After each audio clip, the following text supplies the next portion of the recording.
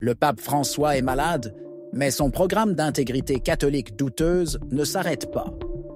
Un nouvel événement a été inscrit au calendrier et il jette les fidèles dans une confusion totale. On parle d'une gigantesque rencontre interreligieuse, la plus grande depuis Abu Dhabi, un autre pas vers ce que beaucoup considèrent comme une dissolution planifiée de la foi catholique. Sommes-nous témoins d'un projet de destruction venu de l'intérieur? Voici ce qui est sur le point de se produire. Le pape François, malgré ses problèmes de santé persistants, continue de faire avancer son agenda 2025 avec un programme chargé. Parmi celles-ci, une réunion œcuménique de grande envergure prévue en mai se distingue, promettant d'être la plus importante depuis la déclaration d'Abu Dhabi de 2019. Cet immense projet, à moins que nous n'ayons un nouveau pape en mai, devrait se concrétiser ce mois-là.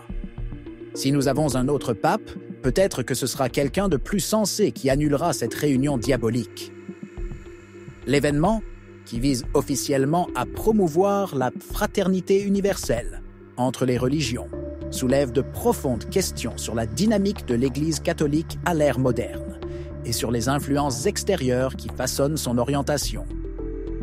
Selon LifeSite News, le pontife a chargé le dicaster pour le dialogue interreligieux d'organiser cette rencontre à la demande du recteur du Grand Temple de Paris.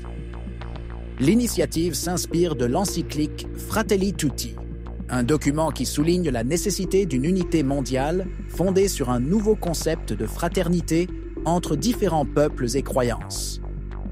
Si vous ne savez pas ce qu'est Fratelli Tutti, c'est un document né du synode panamazonien de 2019, une assemblée d'évêques qui a eu lieu en octobre de cette année-là. Ce synode fut marqué par l'épisode désormais tristement célèbre de la Pachamama, idole païenne vénérée d'abord dans les jardins du Vatican, puis dans la basilique Saint-Pierre. Au début, ils ont essayé de nier qu'il s'agissait d'une idole païenne, en disant qu'elle représentait la Vierge Marie. Mais à la fin, ils ont admis la vérité. C'était une idole païenne. Et ils l'ont justifiée en disant qu'elle faisait partie de l'esprit de dialogue. Et c'est pour cela que les critiques ne manquent pas. Pour de nombreux observateurs, une telle rencontre pourrait sanctionner davantage cette tendance à l'indifférentisme religieux qui caractérise la période post-conciliaire.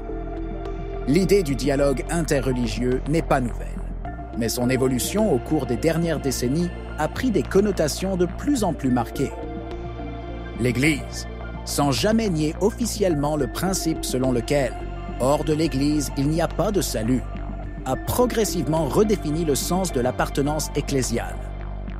Si autrefois il était clairement affirmé que le Christ est l'unique voie vers le salut, aujourd'hui le concept semble s'être estompé dans une idée de voie privilégiée, ouvrant les portes à une approche dans laquelle la spécificité de la foi catholique est de moins en moins évidente. La grande rencontre prévue à Rome pourrait donc être lue comme un pas supplémentaire dans cette direction, consolidant une vision dans laquelle l'Église ne se présente plus comme l'unique gardienne de la vérité révélée, mais comme un simple interlocuteur parmi tant d'autres.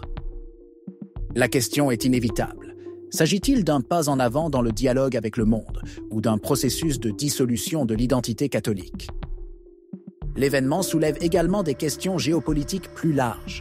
L'influence du gouvernement américain et d'autres puissances occidentales dans les affaires du Vatican est une réalité documentée, remontant au moins à la Seconde Guerre mondiale. La stratégie semble être d'orienter l'Église vers une dimension plus globale, moins ancrée dans sa doctrine traditionnelle et plus encline à une vision syncrétique des religions. Le résultat est une neutralisation progressive de sa voix prophétique, remplacée par un langage de compromis qui privilégie la diplomatie sur la vérité.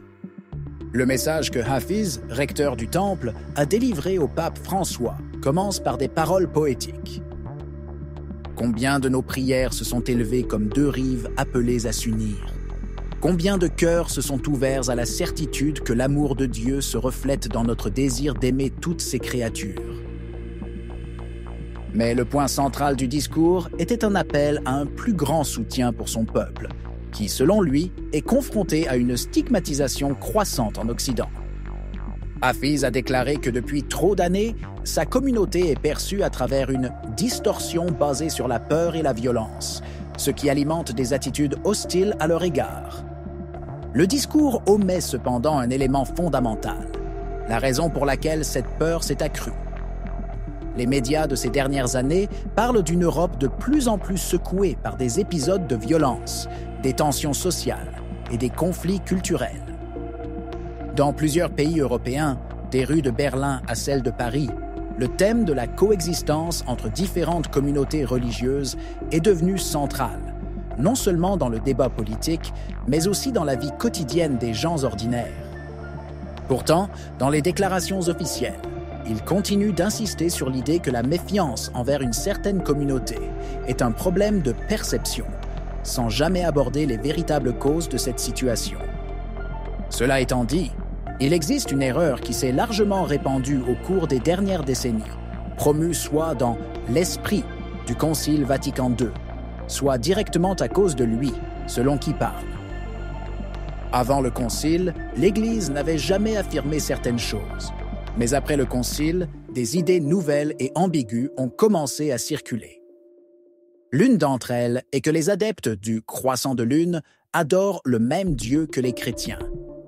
Aujourd'hui, cette affirmation est devenue presque un dogme chez de nombreux évêques qui font appel aux documents de Vatican II pour la soutenir. Mais certains cardinaux et évêques, plus fidèles à la tradition, comme le cardinal Burke, rejettent cette idée comme sans fondement. Il s'agit en substance d'une tentative de mettre deux religions complètement différentes sur le même plan, comme s'il s'agissait de variantes d'une même foi. Mais la réalité est tout autre. Le livre sacré du Croissant de Lune nie ouvertement les dogmes fondamentaux de la foi catholique et, de fait, a été conçu en opposition directe avec eux. Alors, quel serait le véritable objectif d'un tel dialogue œcuménique? On pourrait penser qu'au vu des problèmes en Europe, certains dirigeants de l'Église souhaiteraient promouvoir une coexistence pacifique avec les adeptes de cette religion. Et il est compréhensible de vouloir être de bons voisins. Mais cette rencontre n'a pas seulement ce but. Il y a quelque chose de plus. La question devient encore plus controversée si l'on considère le précédent établi par la déclaration d'Abu Dhabi de 2019. Ce document, signé par le pape François et le grand imam d'Al-Azhar, affirme que le pluralisme et la diversité religieuse sont voulus par Dieu, une phrase qui a provoqué de vives réactions dans de nombreux cercles catholiques. L'Église a toujours enseigné que la foi en Christ est la seule voie vers le salut et que la propagation de religions en conflit avec l'Évangile ne peut pas être considérée comme un phénomène positif en soi. Cependant, avec Abu Dhabi, la voie s'est ouverte à une nouvelle façon de comprendre les relations entre les religions, dans laquelle le concept de vérité semble être remplacé par celui de coexistence pacifique.